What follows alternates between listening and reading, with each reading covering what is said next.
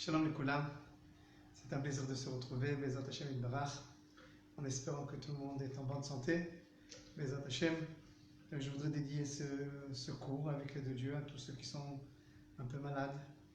Bezat Hashem, en particulier à Daniel Ben Miriam et sa famille, à Moshe Amar et à Shlomo Abekassis. Bezat Hashem et à tous les malades d'Israël, que Dieu leur porte une bonne santé et que Dieu enlève cette épidémie de nous, Bezat Hashem Yitbarach, et qu'on voit la lumière du Mashiach se dévoiler très bientôt avec l'aide de Dieu. Je voudrais, Bezrat Hashem Yitbarach, parler ce soir de deux choses dans notre émission Idée et Halakha. Dans l'idée, je voudrais parler d'une protestation qui s'est faite ce soir à Jérusalem contre l'émission Ayodim Ba'im, les Juifs arrivent. C'est une émission qui est projetée dans l'antenne israélienne Cannes 11, une antenne israélienne officielle qui est insupportable à voir, honteux à voir.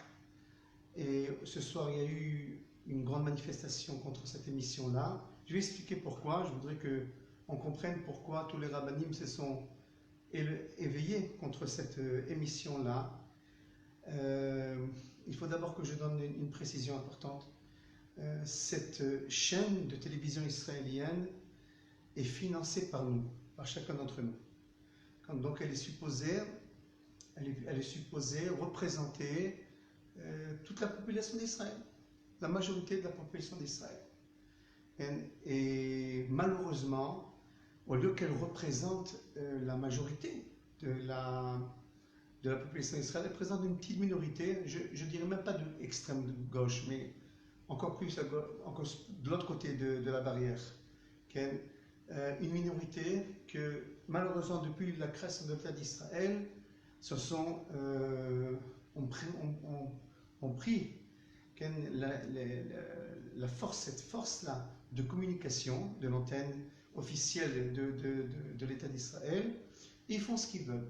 Ils font ce qu'ils veulent dans cette chaîne-là. Et donc, les rabbinim, ce soir, se sont réveillés de tous les camps. Bon, prochain, il y avait une ardoute, il y avait une unité. Celui qui a vu la manifestation, bon, prochain, que toutes les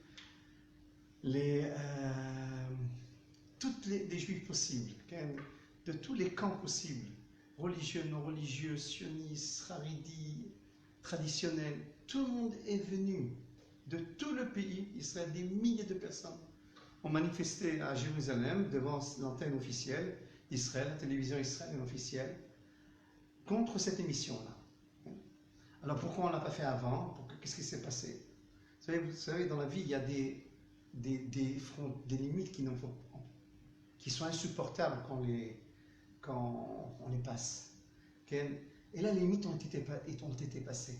C'est le Talmud, il dit, dans Masechet Sotah à la fin, il dit qu'à l'approche du Mashiach, il y aura une effronterie dans une partie de la population d'Israël, lorsqu'elle passe toutes les limites, cette effronterie, il est interdit de se taire. Il est interdit de se taire, il faut parler. C'est pour ça que nous aussi, notre communauté, ceux qui nous écoutent, nous aussi nous protestons contre ce film-là, cette émission-là, Ayodim Ba'im. Je vais parler de quoi on parle. Cette émission Ayodim Ba'im se fout, tout simplement. J'ai du mal à dire ce mot-là, parce qu'on parle des grands d'Israël, d'Abraham, d'Yitzhak, Yaakov, de nos ancêtres, de Moshe Rabbeinu.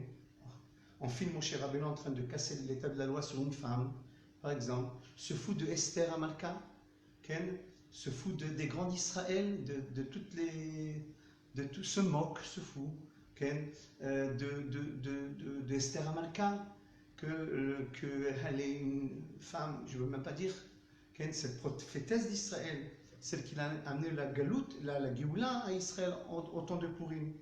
Ainsi, on prend jusqu'à nos jours, on prend toutes les sommités qui sont nos racines, qui sont nos traditions, qui sont notre vie, et on les transforme en une grande moquerie.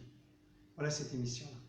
C'est pour cela, hein, les grands d'Israël, de tous les camps possibles, se sont levés aujourd'hui pour dire assez. Et nous aussi, on doit se lever pour dire assez. Il y a des limites à ne pas passer. Déjà, on n'est pas entier, pas du tout même, avec tout qui est transmis. Dans pas que cette chaîne-là, mais dans d'autres petites chaînes aussi. Mais lorsque ça passe toutes les frontières, nous, le peuple d'Israël, on nous touche à nos ancêtres, on nous touche à Abraham, Yitzhak et Jacob, on nous touche à ce qui nous plus cher au monde, on nous touche à ce qui nous a permis de survivre pendant des milliers d'années. Si ce n'est pas la Torah, si ce n'est pas la tradition, comment on serait aujourd'hui en Israël en train de parler? Qui nous a fait ramener sur cette terre-là? Un livre, le Tanakh. C'est ça notre force. C'est ça notre éternité. Le secret de l'éternité d'Israël, c'est dans ce Tanakh-là. On vient de rendre le Tanakh comme un objet qui est insignifiant, comme un livre de Chas v'Shalom, bien entendu. Qu'on se moque de ce livre-là, on n'a pas le droit de se taire. On n'a pas le droit de se taire. Comme de la même manière, si on se foutra de mon grand-père, de mon arrière-grand-père, de mon père, je ne me tairai pas. Lorsqu'on se tait, en tant que juif, je ne crois même pas que c'est une histoire de religion là. C'est nos racines, c'est notre tradition de chacun de nous tous. Nous tous ici, on vient de ces grands d'Israël. C'est une chaîne une chaîne qui ne s'est pas arrêtée jusqu'à aujourd'hui. Il y a certains qui veulent l'arrêter.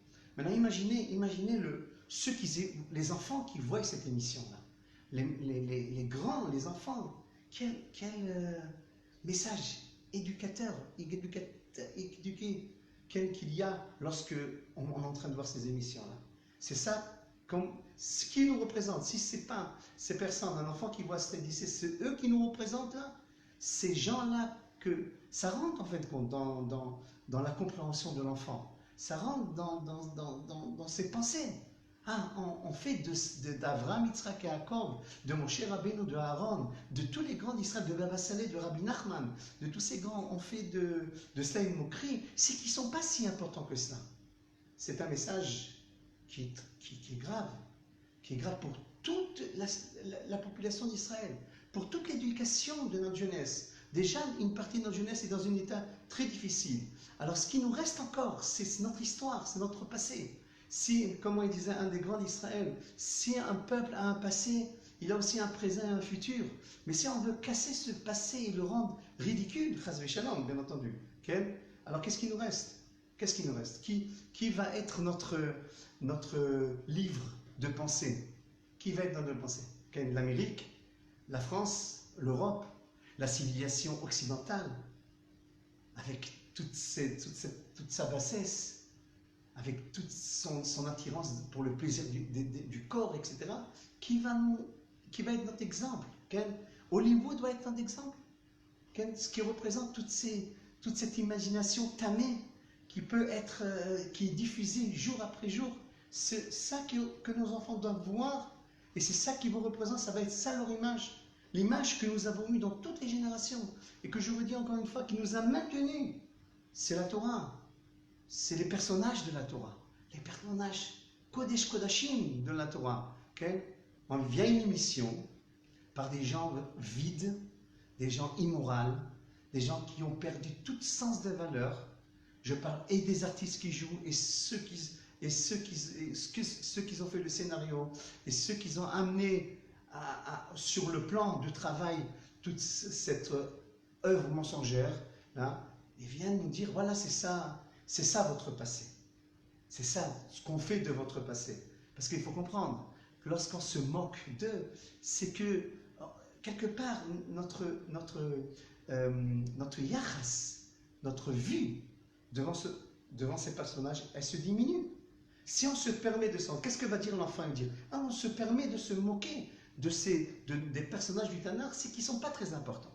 Et je dis quelque chose d'important. Dans les écoles non religieuses, le Tanakh est déjà mal représenté.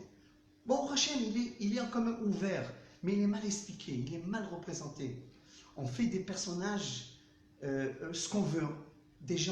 contemporains, des gens de la vie, des gens communs, des gens comme nous, on fait des gens du Tanakh.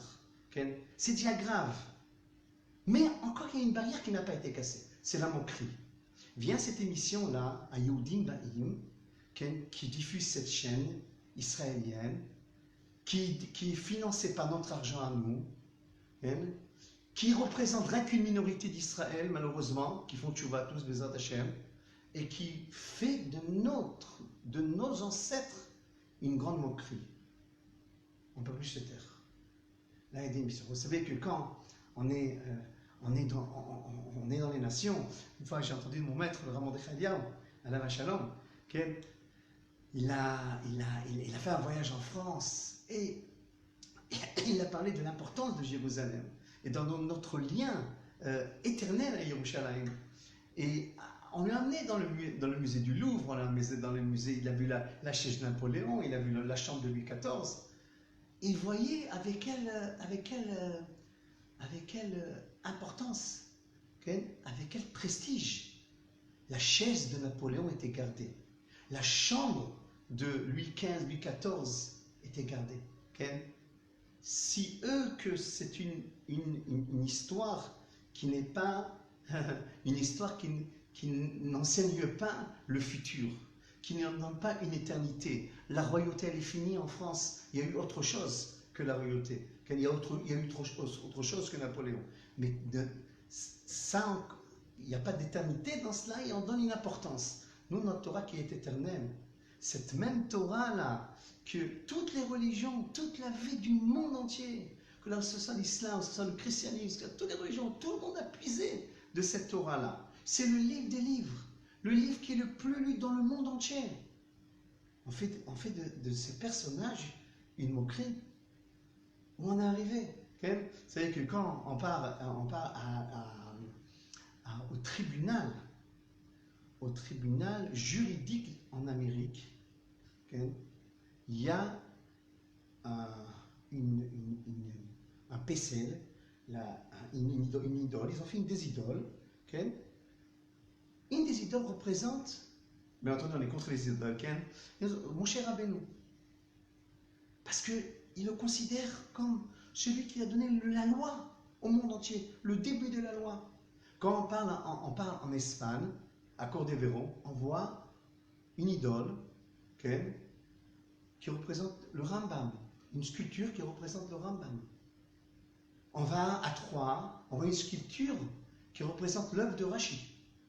On va à Prague, on voit une sculpture qui représente le Maral de Prague.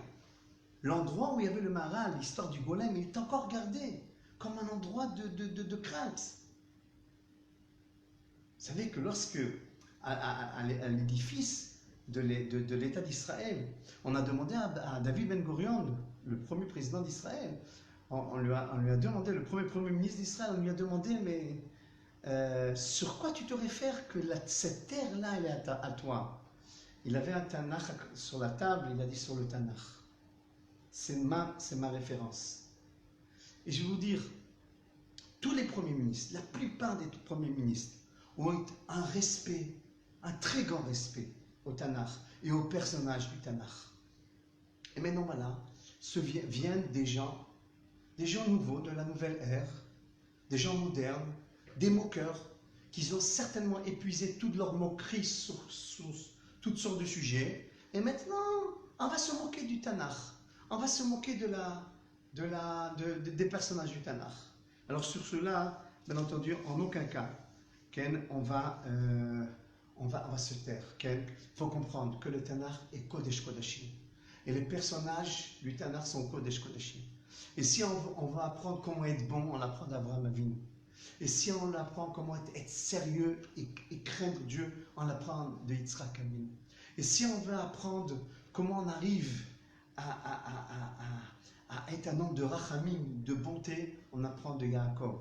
Et si on veut apprendre c'est quoi la grandeur de la Torah, on apprendra de Moshe Rabbeinu. Et si on veut apprendre c'est quoi une royauté d'Israël, on apprendra de David Amelech. Et si on veut apprendre comment on crée un gouvernement, une royauté, on apprend de la Torah. Et si on veut apprendre comment on respecte les parents, comment on aime son prochain, c'est quoi les valeurs humaines, c'est quoi les valeurs morales, c'est quoi les valeurs spirituelles, qui est le créateur du monde, comment Dieu il a créé ce monde, comment il tourne ce monde, avec cette profonde réflexion d'Akadosh Baruch Hu, on apprend du Tanakh. Le Tanakh est le début de tout. Et lorsqu'on a voulu faire d'autres religions, on a copié de qui? On a copié du Tanakh. Okay? On a copié du Tanakh. Alors je fais un appel à ces mêmes acteurs, ces mêmes ceux qui ont mis sur la table de travail de cette émission-là, qu'ils ont amené sur le plan sur la table de travail de cette émission-là. Alors, qu'est-ce que vos enfants diront de vous? Qu'est-ce qu'ils vous diront de vous lorsque vos enfants, Bezrat Hashem, ils feront tchouva et disent comment mes parents ont pu se foutre de ceux qui sont notre référence là? Il faut savoir que 80% de la population d'Israël, elle est croyante. Donc, certainement pas, cette émission représente 80%. Elle représente peut-être une minorité qui fera tchouva lui aussi. Alors, comment on peut mettre aux écrans de toute la population d'Israël une émission qui représente qu'une minorité? Alors, on doit faire tchouva. On doit faire tchouva. On doit faire tchouva parce que on sait combien tous les réseaux sociaux, ils ont une influence sur notre intellect, sur notre manière de penser, sur nos enfants. On sait jusqu'à combien. Alors, on doit faire une tchouva très très profonde, de changer le système. En vérité, on doit se changer à nous.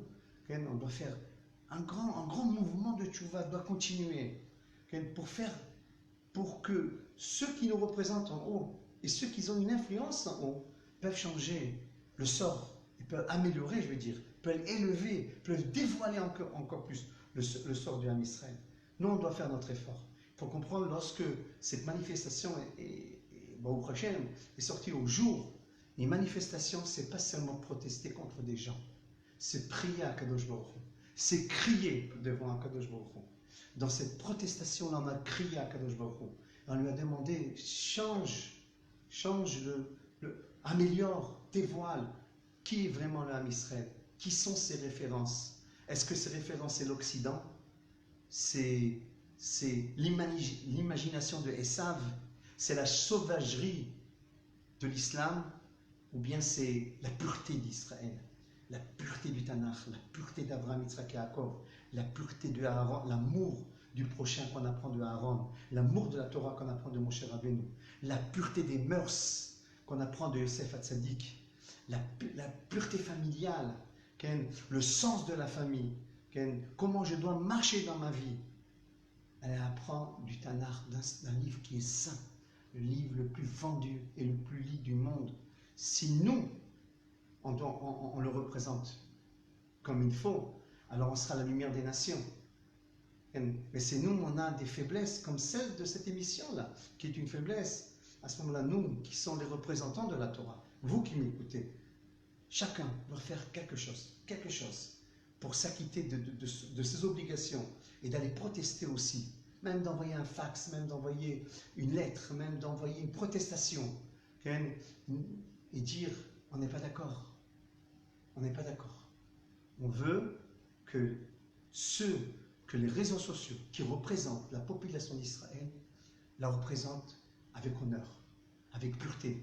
On veut que les émissions en Israël continuent notre tradition, la tradition d'Israël.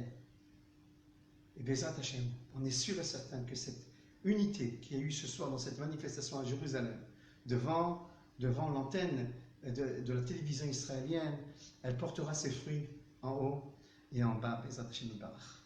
Ce que je vais faire aujourd'hui avec l'aide de Dieu, ça c'était l'idée, un petit peu long aujourd'hui, mais je voudrais, avec l'aide de Dieu, rentrer dans la halakha, un sujet qui nous est cher aussi. On sait qu'on est régi par la halakha, On a parlé un peu des halachot de Shabbat dans les dernières interventions avec l'aide de Dieu. Nous, aujourd'hui, je voudrais commencer à parler de la kashrut, qui tient une grande place dans le judaïsme. Vous savez que la table juive, elle est riche, elle réunit la famille, les amis. Si on sort dans un restaurant, si on va à l'hôtel, on mange, etc. Les fêtes, les Shabbatot, etc. Et donc cette même réunion familiale, cette même réunion familiale, elle nous est importante d'avoir des plats cachers à table. Les sujets de kashrut sont énormes, sont multiples. On va doucement travailler avec l'aide de Dieu. Je vais rien qu'en citer quelques-uns qui vont être peut-être avec l'aide de Bli Neder, nos sujets par la suite. Bassar vechalab, le lait et la viande.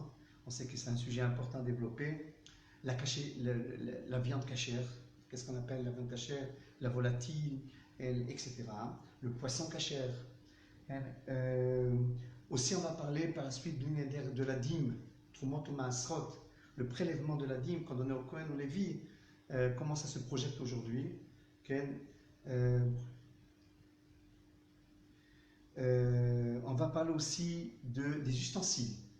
Les ustensiles, la cuisine juive, elle a beaucoup de manger, mais elle a aussi beaucoup d'ustensiles qu'on doit utiliser, toutes sortes d'ustensiles qu'ils ont utilisés, parfois à chaud, parfois à froid, des matériaux différents. On va parler de ça aussi. On va parler aussi des tolaïm, des verres, etc. Mais le sujet que je voudrais aujourd'hui introduire seulement, mais il va être développé bien par la suite, c'est le contact du non-juif avec notre manger.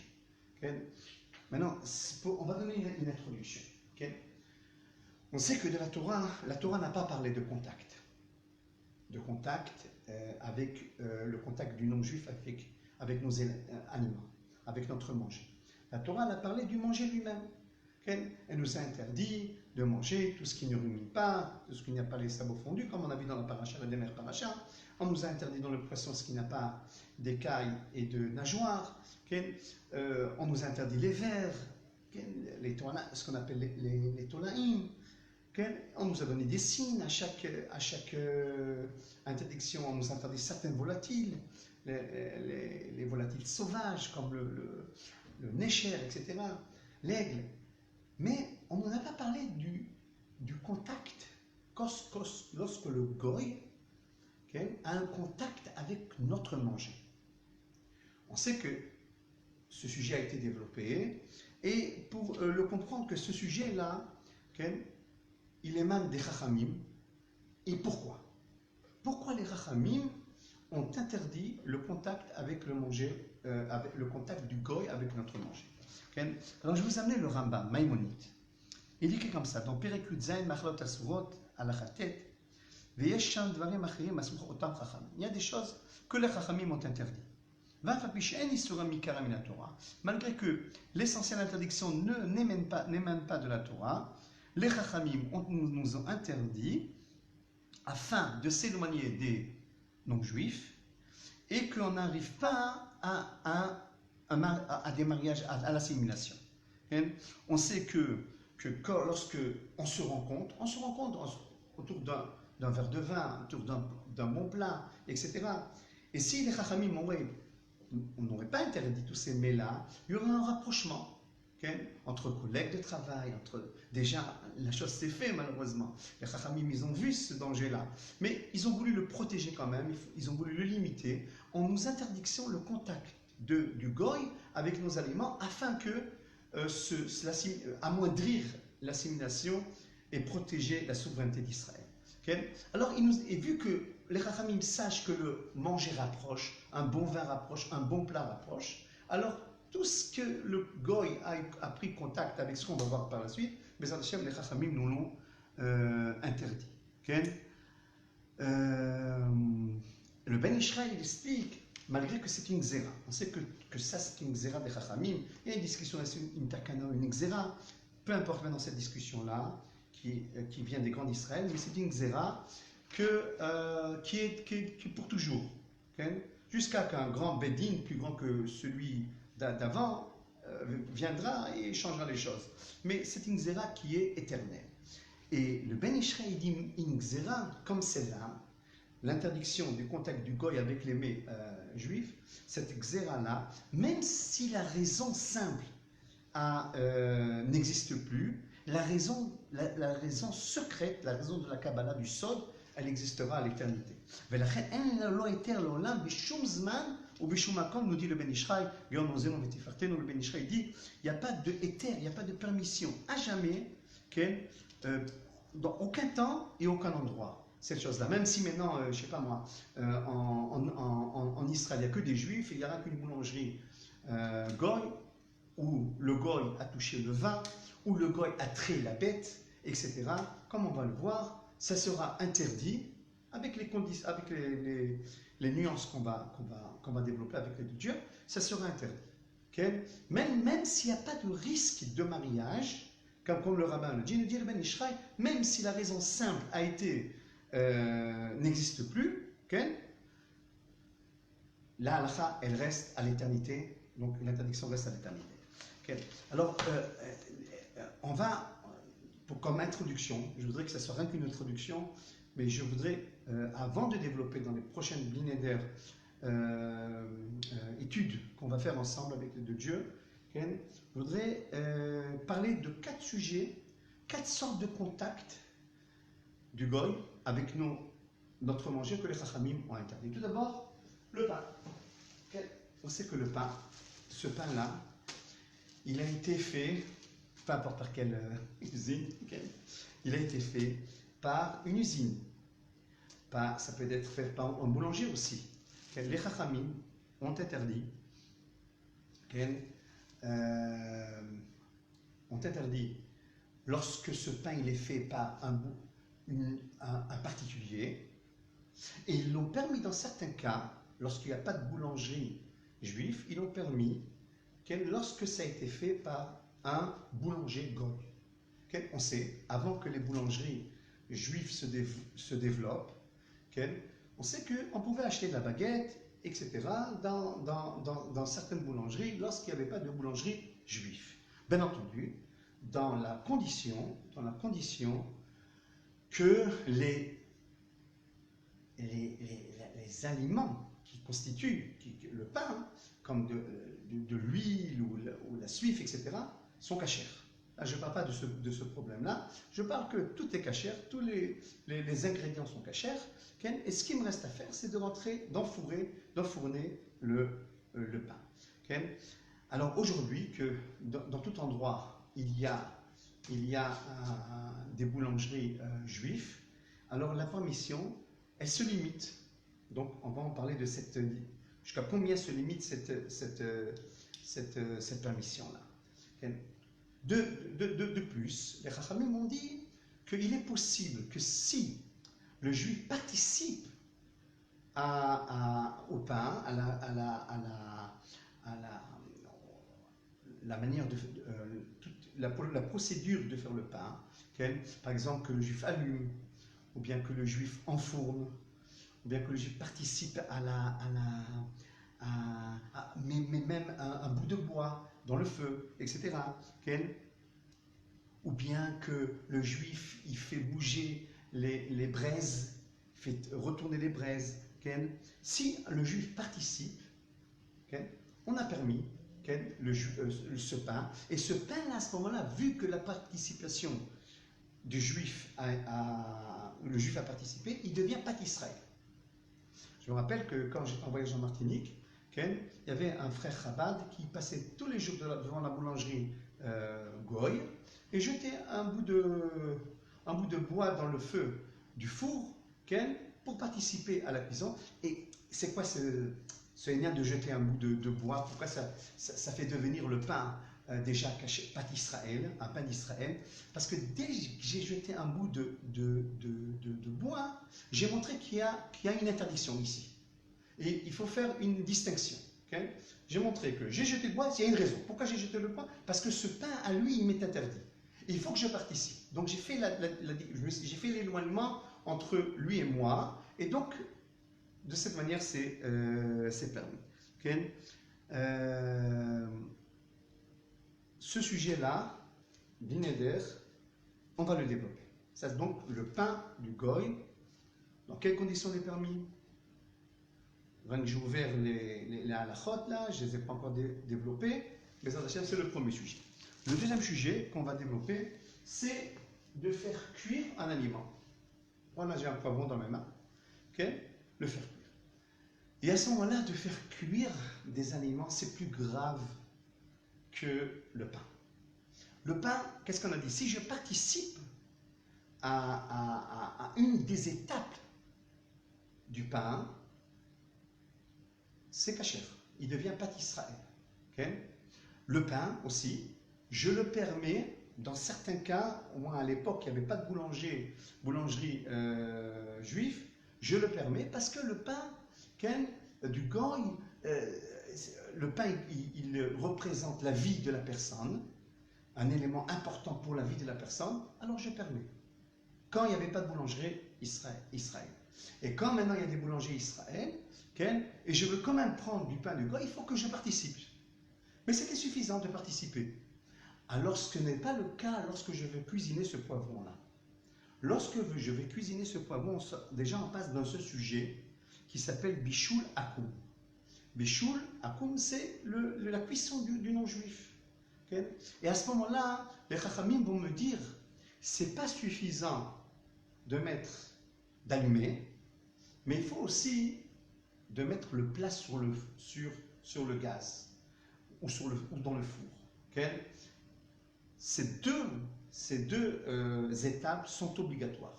En tous les cas pour les Sfaradim, on verra pour les Ashkenazim, ça sera suffisant pour les Ashkenazim d'allumer le feu. Okay? C'est un sujet aussi qu'on va développer. On va aussi développer. Pourquoi j'ai pris ce poivron? Parce que ce poivron n'est pas un bon exemple. Okay? On va voir que la cuisson du goy sera interdite lorsque, cet élément-là ne se mange pas quand elle est vivante, quand elle est crue, comme une pomme de terre. Elle a besoin d'un changement. Alors que ce poivron-là, pourquoi n'est pas un bon exemple? Parce qu'il se mange cru comme se mange cuit. Et donc, même si le goy m'a cuisiné ce poivron, ça c'est permis. Parce qu'il n'y a pas une grande transformation.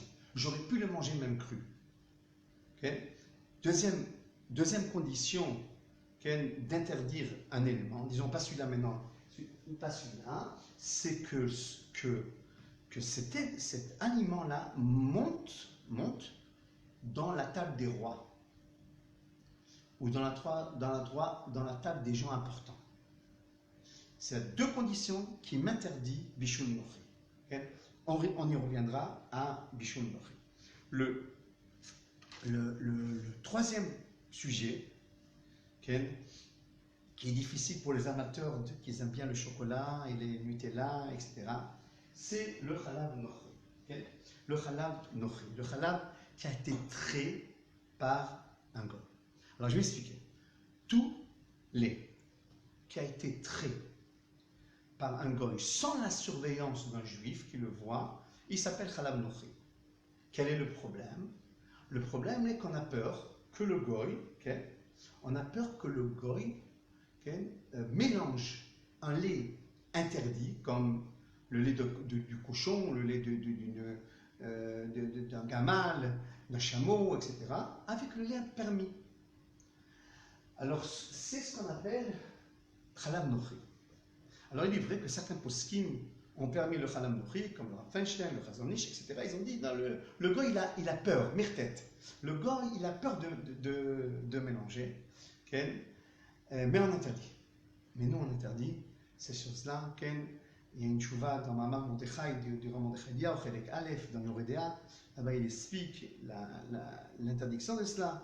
J'ai vu tout à l'heure une émission aussi du Rabbi Yitzhak Yosef, que son père, le Rabbi Yosef, n'a pas voulu manger du Chalav Nochi. Il était invité un jour au Brésil et on lui a donné du Chalab Nochi, il a refusé de le manger. Il a dit en Eretz Israël on est Mahmirim, vous faites ce que vous pensez, comme le Rav Feinstein au Chutz Laaretz, mais nous en Eretz Israël on est Mahmirim. Le Rav Mordechai il est Mahmir de partout. Du Chalab Nochi, Chalav qui a été trait par un goy sans la surveillance d'un juif. On dit plus que ça. C'est-à-dire que j'ai acheté ce fromage-là, et de Tnouva, je l'ai acheté. Et pour moi, c'était clair, c'était un bon cache-route, etc. Et quand j'ai vu les constitutions de ce fromage, Mechil, Afkat, Rechive, Chalav, Nochi. Alors on va expliquer c'est quoi. Il y a qui ont dit, bon, le Chalav Nochi c'est interdit, on interdit le lait qui a été trait par un goy sans surveillance d'un juif, mais on va permettre la poudre du lait, on va donner un maternat à l'enfant, etc. Il n'y a pas de problème dans cela. Le Rav Eliyahu dit non, même l'Afkat Nochi c'est interdit. Pourquoi c'est interdit? Parce qu'il était avant qu'il soit de la poudre Nochi, il était du lait. Et dès qu'il était du lait qui a été trait par un goy, sans la surveillance d'un juif, il est déjà interdit. À quoi ça sert la transformation après? Et le Rav Eliyahu, il dit que, je vais vous lire sa conclusion.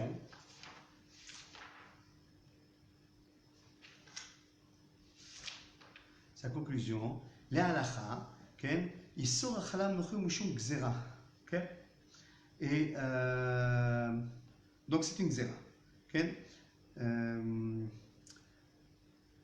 Gam Afkat Chalav Nochi Asso. Même la poudre comme le maternat, etc., qui est fait avec de la poudre de Chalav Nochi, aussi il est interdit. Mais seulement, le Rabbi dit, si le bébé, il n'a pas de quelque chose à la place, il peut manger que ce maternal qui est fait avec la poudre de Chalav Nochi, on peut lui permettre, rien que dans le cas du bébé qui n'a que cette possibilité de manger, il ne peut pas manger autrement que pour sa digestion que ce Afkat Chalav Nochi. Alors rien qu'au bébé on peut permettre quand il n'y a pas d'autre alternative. Mais sinon on interdit et Chalav Nochi et Afkat Chalav Nochi. Je sais que cette chose-là elle est compliquée pour les amateurs de chocolat. Et tout à l'heure, quand j'ai vu ce chocolat à la maison, j'ai Elite, j'ai dit, j'ai vu un Elite qui est... on va voir, on avait vu des Élites qui étaient problématiques de chocolat. Et bon, au prochain, j'ai vu qu'il y a une bonne cache-route, Chalavi, et il précise Chalav Israël. Israël. Alors donc, pour les amateurs je m'excuse pour les amateurs d'unité, là c'est un peu dur ce que je suis en train de dire, mais il faut être brave. Il ne faut pas faire seulement attention à ce qui sort de sa bouche, mais ce qui rentre dans sa bouche. Et on sait que les grands tzadikim, quand notre maître, le Rav Mordechai Eliyahu, il a toute cette doucha, c'est qu'il faisait attention à ne jamais manger en dehors de sa maison. Et certainement pas des choses qui sont mélangées, qui sont Chalav Nochi ou tout ce qu'on vient de voir auparavant. La dernière chose, alors le problème, la permission qu'on va voir par la suite, là je répète, je grève une introduction. La chose qu'on va voir, qu'on va permettre, c'est lorsqu'il n'y a pas des juifs présents dans les usines, parce que des fois les usines sont immenses, mais il y a des caméras qui surveillent le goy en train de traire, et le goy sait qu'il y a une caméra. Alors à ce moment-là, on permet, dans ce cas-là, on dit que c'est comme si c'est un juif qui surveillait, et les caméras remplacent la présence du mashgiach. Ça aussi, on le verra par la suite. Le dernier point qu'on va étudier ensemble avec le Dieu, c'est le vin. Alors le vin aussi, il est problématique dans le contact du goy avec notre vin, nous. Alors, de la Torah, ce qui est interdit, c'est ce qu'on appelle yain neser. C'est quoi yain neser? C'est du vin qui a été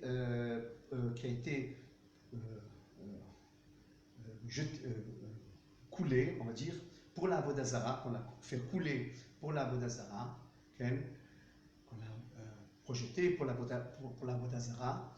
Et les Chachamim ont fait une Gzera que tous les vins d'un goy seront interdits, même s'il n'est pas fait pour la Vodazara. Même s'il n'a été pas coulé pour la Vodazara, il sera interdit, ce qu'on appelle Stam Yenam. Okay? Alors maintenant, qu'est-ce que ça veut dire qu'il est interdit le vin? Il est interdit de quelle manière il est interdit? Est-ce qu'il y a une différence entre un goy qui est chrétien ou un Ishmaël, un arabe? Ça on le verra par la suite, bien éder.